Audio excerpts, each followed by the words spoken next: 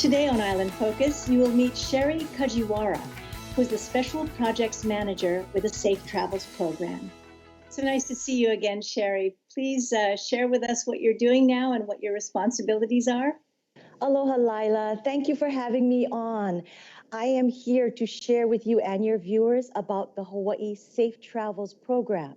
So my job is to coordinate the efforts of the Safe Travels Program to ensure that our visitors and our returning residents travel in a safe manner. Because, Lila, as you know, we all want to support our businesses. We want to open our economy. We want our residents to get back to some kind of normal life.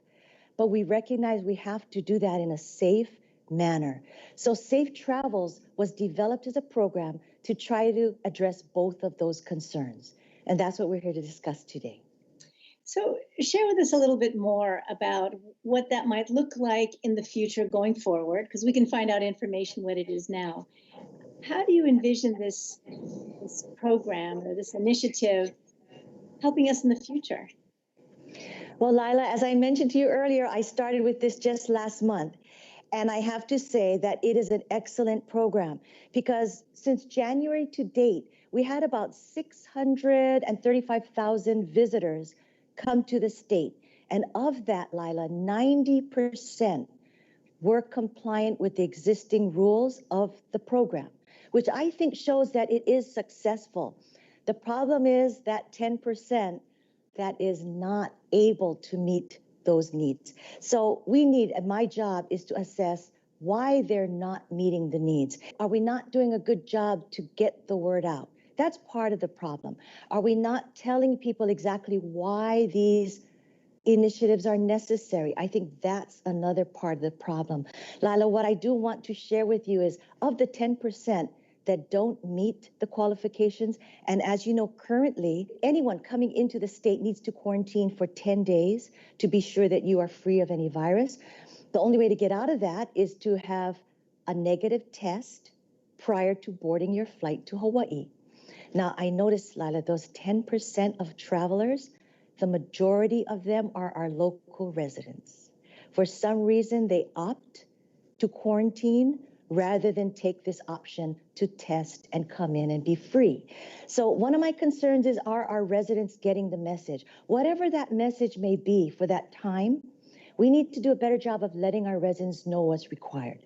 The other part is making sure residents understand why it's necessary. So maybe you don't want to take the test, you don't want to spend the money, but you have to realize that you're putting your family, you're putting your neighbors, your coworkers, your friends at risk by possibly bringing something home with you that you picked up during your travels.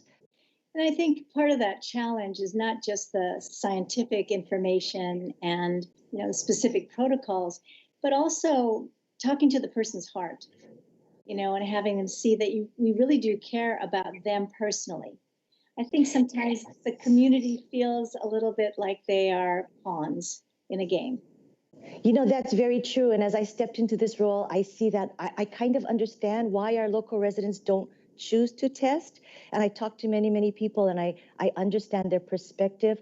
But what we want them to see is that it's for their protection. It's for their family and their friends and everyone they come in contact with. It's for that protection. So I would say even if you choose not to test for the purpose of returning and you choose to quarantine, I would highly recommend that you test on your own, just so that you know that you are safe and that your family and your friends are safe as well. Because you're right, Lila, we do have to make sure we're meeting the needs of the people and not the needs of government, right?